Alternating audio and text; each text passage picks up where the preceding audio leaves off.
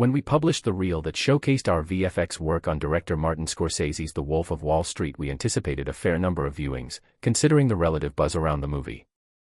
But nothing prepared us for the massive response the reel received the moment it went online. The counter topped 1 million views in less than 2 weeks, and the clip became a subject for numerous articles on websites like Gizmodo, The Verge, and France's Le Figaro.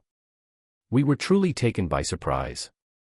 We were proud of our work, of course, but never thought it was particularly spectacular or groundbreaking. Only after reading through the comments did we realize that the reel had become so popular because it revealed visual effects in a movie where no one expected to see them, and in shots that no one suspected were VFX shots. What we did on that movie was mostly environment work, extracting the action from one location and placing it in a totally different location. A wedding shot in New York was transformed into a Caribbean beach, a Brooklyn tennis court was converted into a desert prison, and actors shot on a green screen stage were transported to a pier in Italy. The visual effects were hidden, never trying to grab attention for themselves. They were merely used as a tool to achieve a simple goal, to save production a considerable amount of money by shooting everything in New York. It was a clever decision by Scorsese and production VFX supervisor Robert Legato to harness the power of visual effects, not for creating the extraordinary but for helping out with the ordinary. If you look at visual effects simply as a filmmaking tool, they can be used in a wide range of scenarios to help the filmmaking process. Budget is one area where VFX can make a big impact. The ability to change, modify, or enhance locations in post helps reduce costs, time, and bureaucratic complications. The ability to extend practical sets with VFX means that less time and less money are spent on constructing large sets. And crowd tiling techniques make it possible to populate big scenes with just a limited number of extras. Sure, visual effects cost money too. Sometimes a lot. But careful planning and a good understanding of the medium can keep VFX costs considerably lower compared to real-world practical solutions. Removing an unwanted street sign on location, for instance, can easily cost several $1,000s for labor and municipal permits, while the VFX removal may be much cheaper, and without the legal and bureaucratic hassle. In The Wolf of Wall Street, shooting a wedding scene in New York and using VFX to transform it into a Caribbean beach saved the costs and hassle of moving the entire production abroad. Instead, only a small second unit was required to shoot the background plates, which we used with some additional matte painting to achieve this location switch. But cost saving is certainly not the only reason to use VFX. Some ideas are simply not possible to achieve practically, no matter how big the budget is.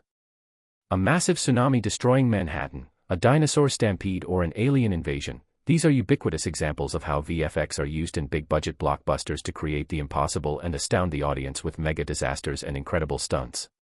But there are also more mundane instances of production cul-de-sacs that can be elegantly solved with VFX.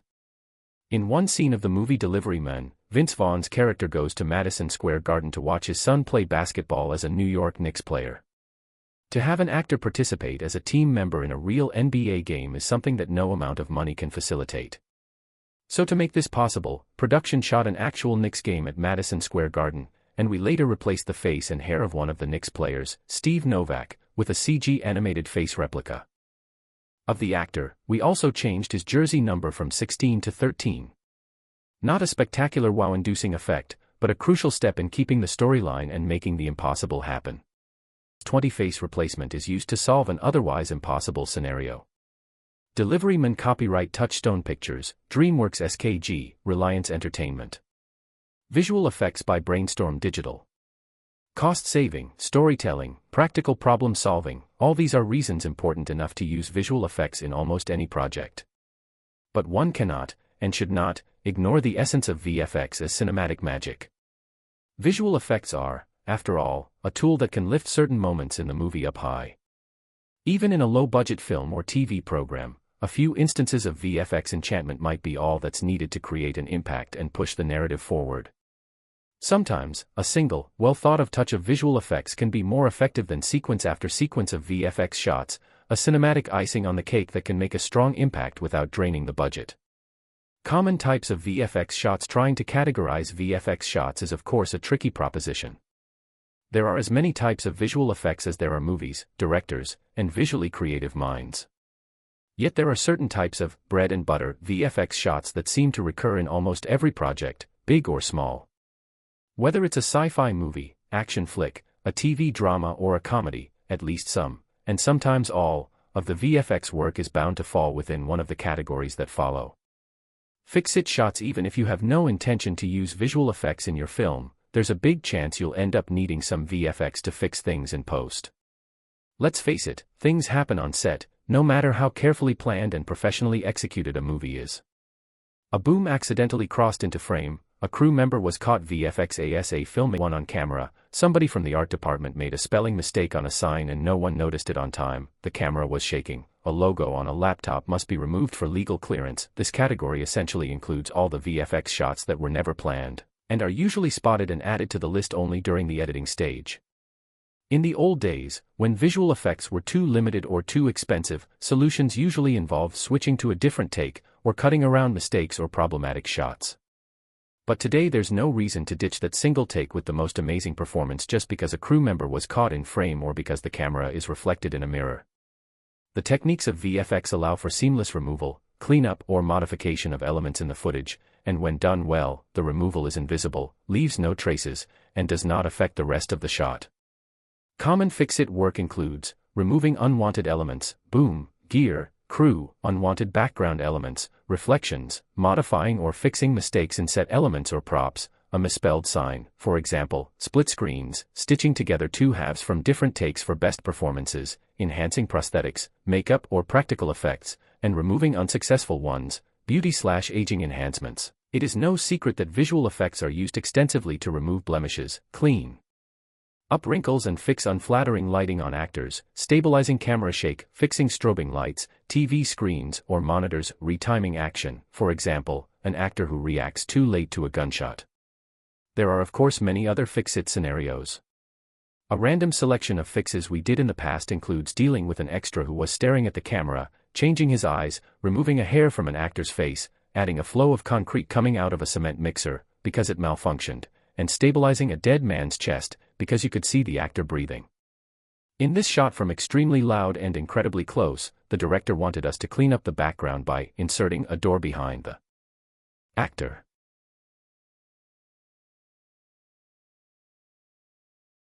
VFX Fundamentals 22. In this shot from Woody Allen's Cafe Society, we added cement flowing down the chute to fix a malfunction in the cement truck. Cafe Society. Copyright Film Nation Entertainment, Gravier Productions, Perdido Productions. VFX ASA Filmmaking Tool 23. While many standard fix-it shots fall within the easy category, not all are simple by definition.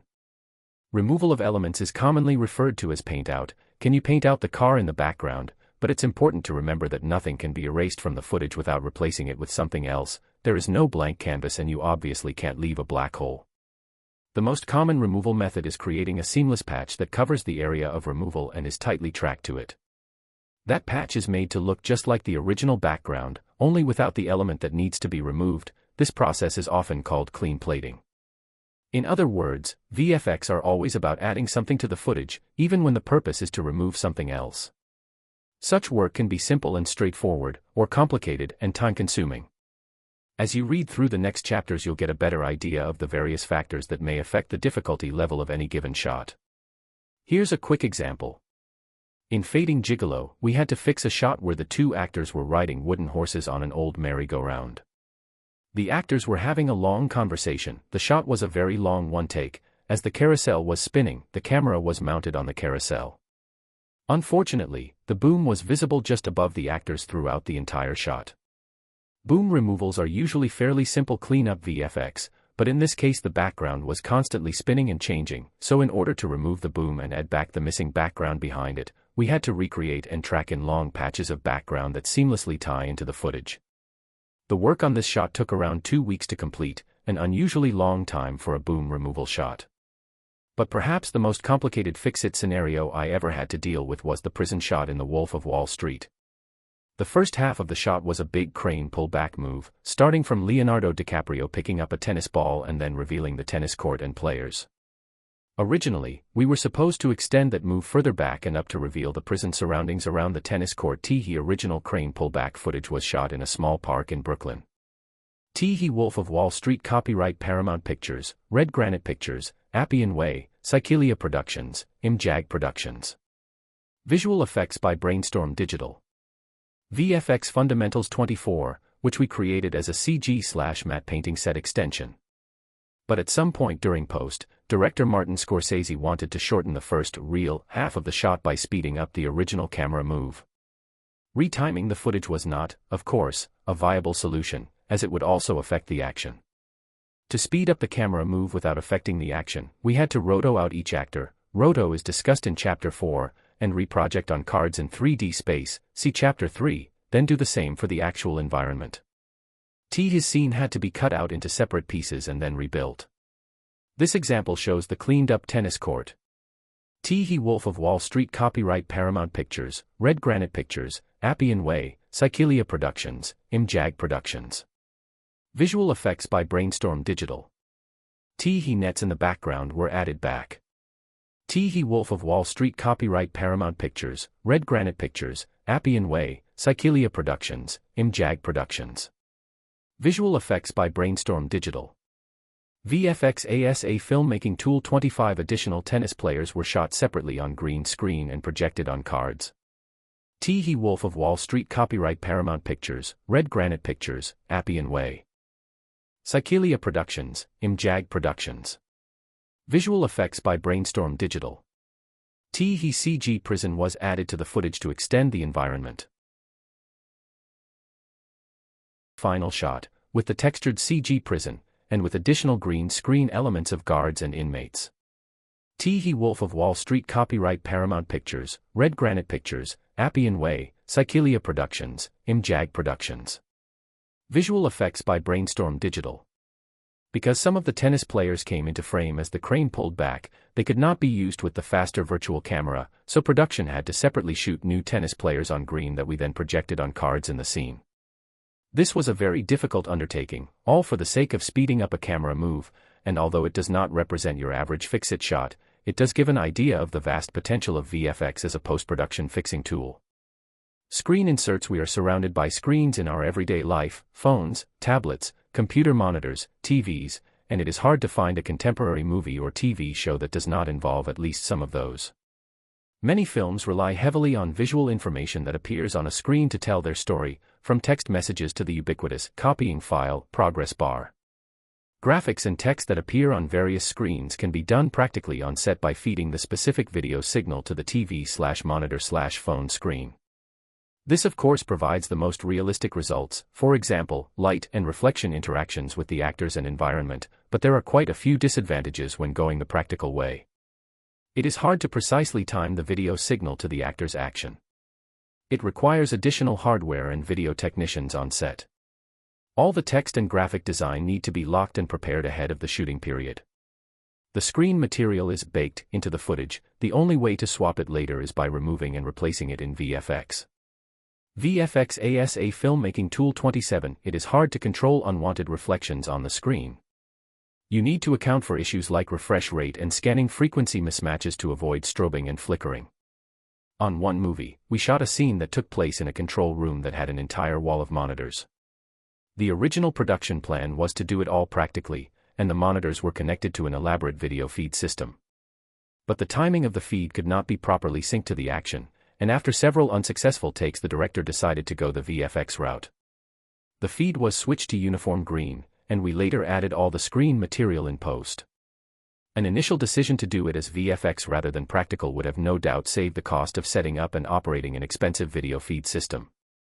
The advantages of VFX screen inserts are clear. There is much more flexibility, timing can be fully controlled, focus, reflections, color, and luminosity can be tweaked and refined. It is therefore no wonder that many films rely heavily on VFX for all the screen inserts, and this is indeed one of the most ubiquitous types of VFX work. Screen inserts are generally not a complicated type of visual effect, especially since screens have no depth and do not usually require 3D camera tracking. It is also important to note that unlike the old TV sets of yore, which typically cast a strong light and glow on the surrounding and had a distinctive curved glass screen, modern TVs, computer monitors and phone screens are flat and produce much less ambient light and glow. They are thus easier to integrate. The difficulty of screen inserts is usually determined by the number of reflective surfaces around them, because that requires adding the reflections for proper integration, and the complexity of separating the elements that go in front of the screen. See Chapter 4 for extraction and roto. Basics. As to what goes on the screen during shooting, black/green/tracking markers. This will be covered in Chapter 8. Rig removal and period cleanup. This category is in fact similar to fix-it removal and cleanup, but the important difference is that shots in this category are well planned in advance and are part of the original VFX breakdown and budget. Unlike fix-it scenarios, the elements that need to be removed can, and should, be identified and discussed on location during pre-production with the relevant department heads, camera, art, grips, lighting, stunts. That way, proper measures can be taken to minimize the extent and difficulty of the removal.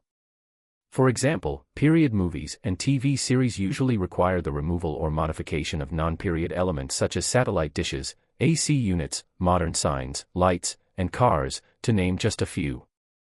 The complexity and cost of the VFX removal can be reduced by practically dressing at least some parts, usually the areas that have the most interaction with the actors, like the ground and immediate surroundings. Wires and rigs are used for safety on a variety of stunts, and obviously need to be cleaned up in post. The amount and complexity of such VFX work depends on how the rigs are set up.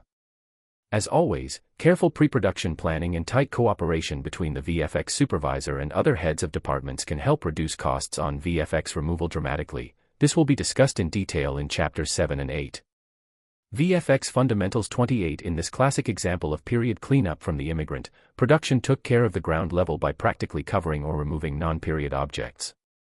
We took care of the upper levels, where we removed AC units, satellite dishes, modern lights, and graffiti, circled in red, while also enhancing the period look with additional fire escapes and hanging laundry.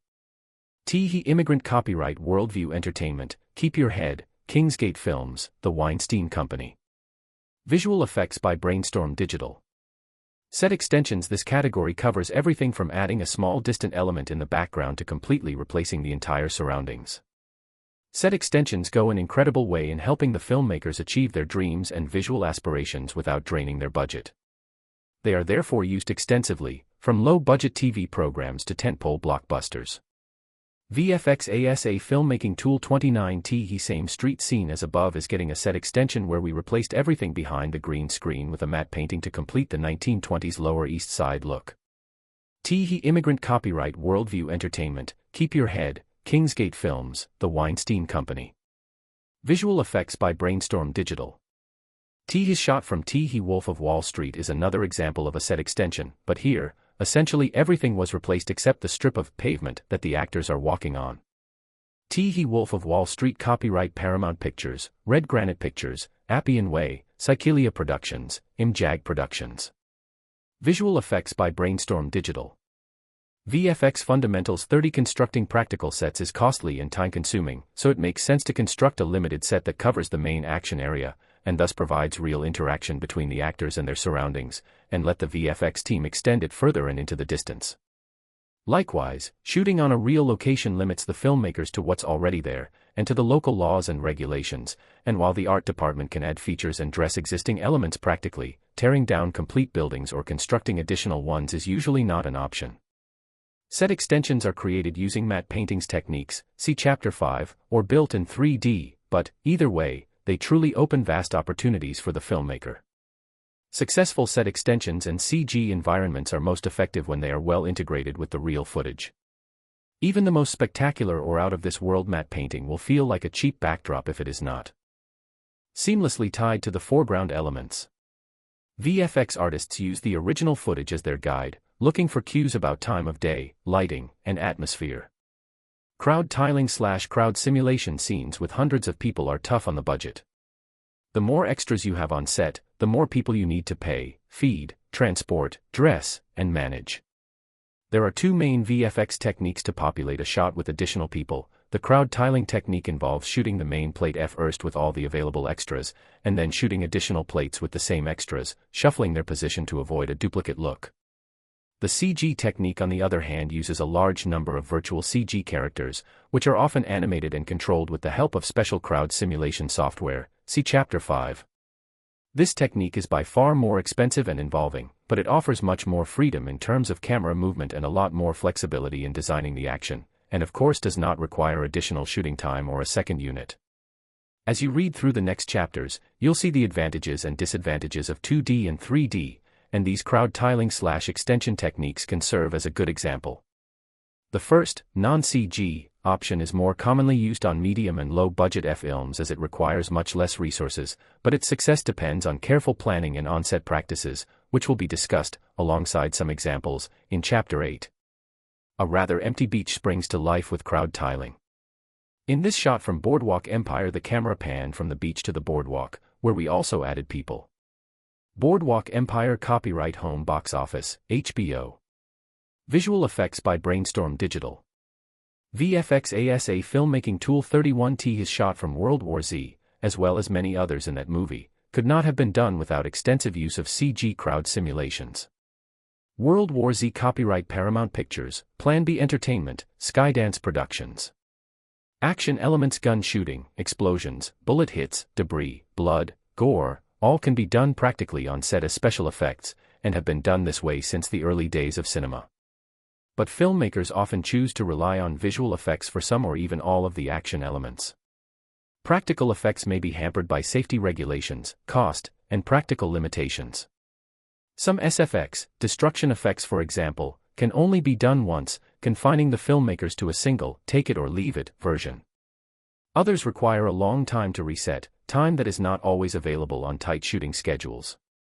Sometimes visual effects are used to replace a malfunctioning practical effect or to augment one. Muzzle flashes, for example, are so quick that they often happen in between frames, just when the shutter is closed. Blood squibs sometimes fail, or are obstructed by quick movement. Action scenes in general are quick and messy, and it's hard to predict and control every element while shooting them, so VFX come in handy even when most effects are done practically on set. In the action/heist movie 999, for example, most of the action elements were done practically, but we still had to do additional VFX work on over 100 shots to add, augment, or replace muzzle flashes, bullet hits and holes, explosion debris, and other action elements. Since a lot of this type of VFX is directly VFX Fundamentals 32 related to, and affected by, the work done on set by the SFX and makeup departments, it is beneficial to decide in advance which department is doing what. More on this in Chapter 8. Advanced VFX. Once we move beyond these common basic categories, a vast ocean of possibilities is revealed. Advanced visual effects usually call for the creation and integration of CG elements, which can be anything from a small CG creature in the background to an entire army of charging orcs, a little water splash or an epic flood, a helicopter crashing or an entire city being destroyed by an earthquake. Almost all of the more advanced VFX shots also include work from one or more of the categories listed earlier. They become a compound and multifaceted process that usually requires the work and expertise of several VFX artists. Beyond the basic work already described, there are so many different types of shots, so many options, and so many levels of complexity, it is practically impossible to list them here in some kind of orderly fashion, or to tuck them neatly into predefined categories. But the following chapters will provide insight and examples that will help deepen your understanding of the VFX process. This should enable you to consider every idea, every option, and every type of potential VFX shot with a clear and practical understanding of what it takes to achieve it and how.